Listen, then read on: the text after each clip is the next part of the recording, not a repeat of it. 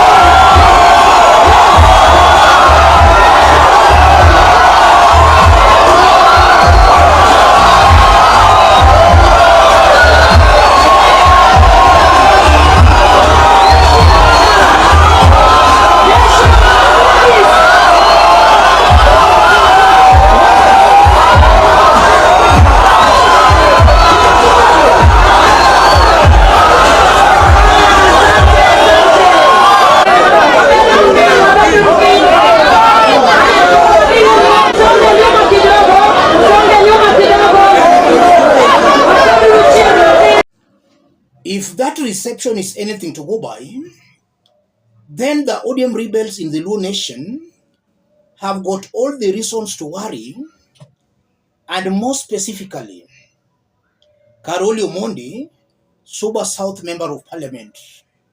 Raila went further to even endorse John Mbadi to take over from Karoli Omondi, an indication that there might be a looming by-election in Suba South constituency, or Raila Odinga is just preparing John Mbadi for 2027. We know that Raila Odinga has got just some few months to be active politically. In the event he wins the African Union Commission's chair, then he'll be forced not to participate actively in Kenyan politics. So it might be possible that Raila Odinga is just trying to do what he can in the remaining time. I want us to put all that into perspective for Kenyans to understand what all that means politically. If you are watching us but you have not yet subscribed, subscribe, give this video a like. Let's proceed. Raila talked about two main issues: the NADCO bombers report and the ODM rebels. Let's start with the ODM rebels. Raila narrated how everything started, where Raymond Omolo met these members of parliament, after which he handed them over to Owalo, who took them to State House. And I think he did that because of protocol issues. After that meeting, A Wendo Town Member of Parliament, Walter Owino, who was also at State House, called Raila Odinga and informed him all that had been discussed at State House. And he told Raila Odinga that he was not very happy of what was discussed there. And it's somehow commonsensical that there was no development discussed at State House. It was all about politics. How these Luo members of parliament could start supporting Kenya Kwanza government. And the truth be said, since these members of parliament joined the government, we've never seen any development being initiated in their constituencies. It's just politics all through. Politics and dishing out of money. Raila went further to even endorse John Mbadi to take over from Karoli Omondi, the Suba South Member of Parliament.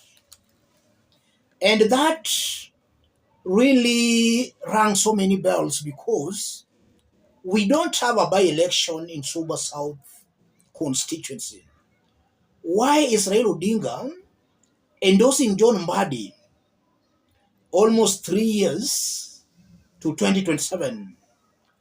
I believe that there might be a looming by-election in Suba South constituency. And I'm saying that because Raila also exposed that in the NADCO Bomas report, they agreed that these political party rebels should be sent back to the people. And with the current political truce between Raila and Ruto, some of these rebels and more so ODM rebels in the Luo Nation might be sacrificed. William Ruto would rather sacrifice these rebels than to create another wedge between him and Raila Odinga. If push comes to a shove, William Ruto will easily sacrifice these rebels in order to maintain his peace with Raila Molo Odinga. So Raila Odinga endorsed John Mbadi as a sign of a possible looming by-election, or Raila Odinga might just be preparing John Mbadi for 2027, and is doing that early enough because he has got only some few months to be active politically in Kenya. In the event he wins the African Union Commission's chair, he is not allowed to participate actively in Kenyan politics. The election for that seat is February next year.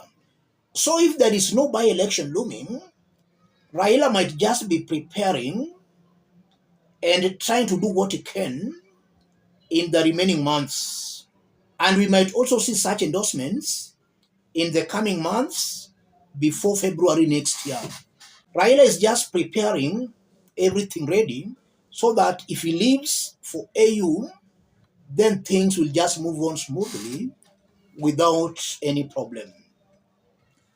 And Raila Odinga also talked about the NADCO report, the reconstitution of IEBC, where William Ruto is now not going to reconstitute that body alone, but the input of the opposition is also going to be needed. And I'm seeing something similar to IPPG, the 1997 IPPG when Moi was the president, when various sectors joined hands and they came up with the Electoral Commission. I'm seeing something similar to that with the NADCO report, where the opposition will maybe prefer some individuals, government prefers, the church and the civil society will also prefer some names. Something similar to that.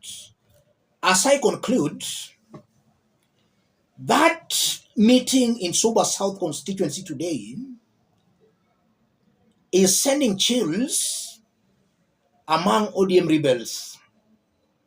That kind of a reception, it shows Raila Odinga is still very strong politically in the Luo Nation.